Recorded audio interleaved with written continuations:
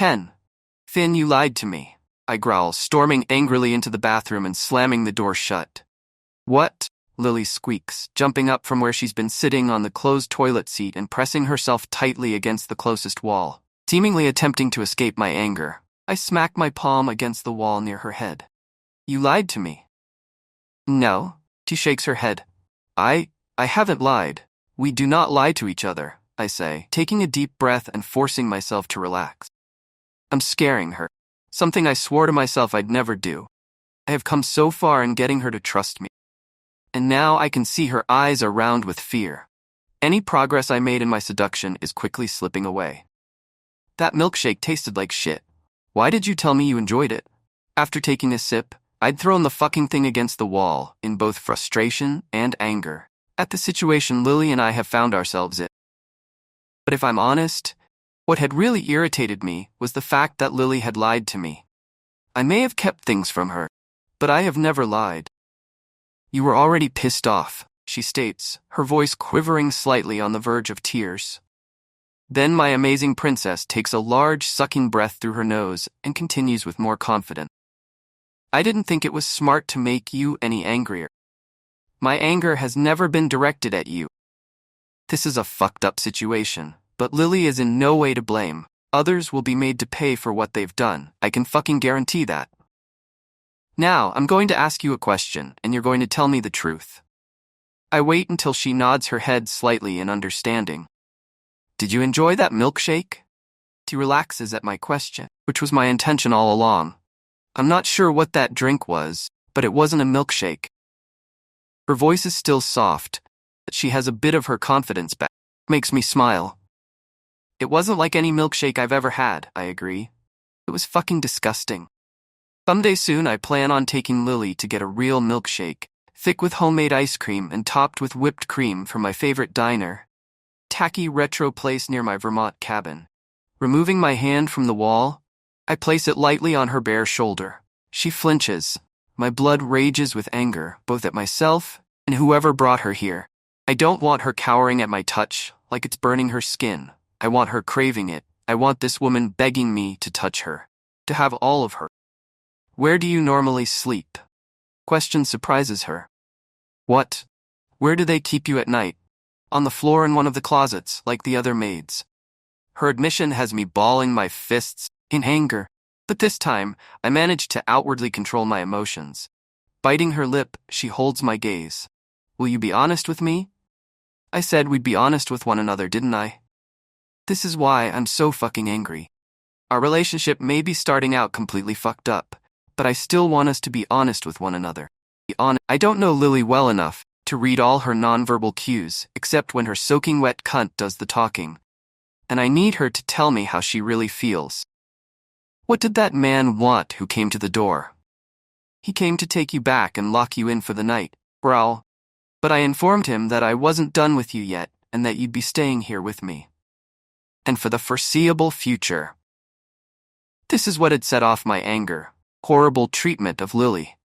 Beyond that of fucking kidnapping her, they've traumatized her.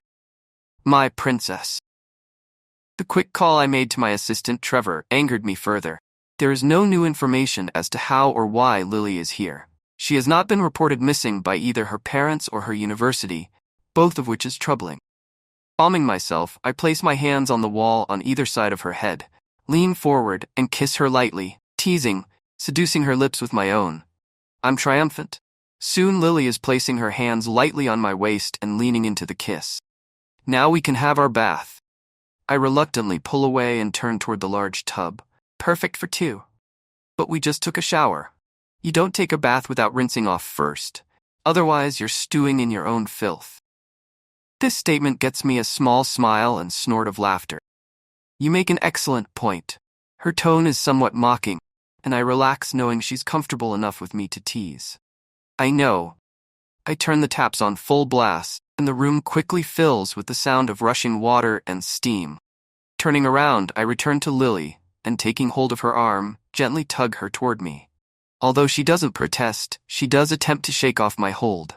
I let go, only so I can pull off the towel she's wrapped in. Hey!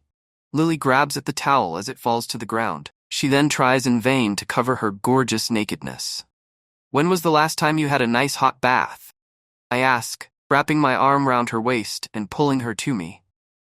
She comes willingly, wrapping her arms around my waist. I don't remember. We'll make sure this one is memorable. I promise her, upping the back of her head with my free hand and kissing her lightly, teasing her lips until she's kissing me roughly in frustration, taking what she wants. Me. Make sure the water's not too hot. Tell her, eventually pulling out of the kiss. I run my hand slowly down her back, taking in her unconscious shivers of pleasure. Reaching her firm buttock, palm it, enjoying how perfectly it fits in my hand. Before I push her gently toward the waiting tub, which I soon realize is a mistake. Watching Lily bend over, seeing her breasts dangling like perfectly ripened fruit and her bare inviting cunt has me wanting to thrust balls deep into her while I squeeze her breasts and pluck her dark nipples. She splashes her hand in the water before looking over her shoulder at me, her wet hair hanging in thick, graspable waves. It's fine. Get in. I try not to growl as I throw off my hat, and towel. I stalk toward her. She scrambles into the water, ducking underneath with a small splash. I reach across the tub and turn off the taps, and then slowly lower myself into the blissfully hot water at the other end, so Lily and I are facing each other.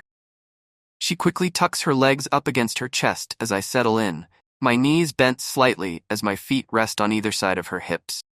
Leaning my head back against the tub, I let my forearms rest on my knees, melting into the heat. For the first time since I left Boston 2 days ago, I allow myself to truly relax. Ever since I looked up, find Lily standing next to my chair and asking with tight, nervous politeness what I would like to drink, this insane trip Peter insisted I go on started making sense. He knew I'd recognize his cousin, knew I wouldn't leave without her, that I'd ensure her safety, and he definitely knew he could count on my discretion. I'm sure my friend didn't count on me taking full advantage of the situation, though. It's his own fucking fault for not coming out himself 2 weeks ago when we began planning the marathon of meetings for these past 2 days. He knew what? Who? I'd find. I wonder how he discovered her location, and what stopped him from rescuing her himself. As the hot water begins to loosen my sore and tired muscles, a new plan begins to take shape. Peter will hate it, but I've never needed his fucking approval for anything. It's all in the planning and execution. Have you ever been in a hot tub while it snowed? I asked, closing my eyes and imagining we're a world away. You mean outside? Of course. No. She scoffs incredulously. That sounds crazy. There's nothing like it, I tell her, opening my eyes to see she's let herself relax. Breathing in the cold air while you're surrounded by warmth. If you say so, she says in a disbelieving tone. Every Christmas my parents would rent the same cabin in Vermont for a month. And I would run through the freezing snow on the deck and jump into the hot tub. You did this for fun? She asks with a small smile, stretching out her legs and fully relaxing. Yes. Someday I will take her to the cabin in Vermont, which I now own.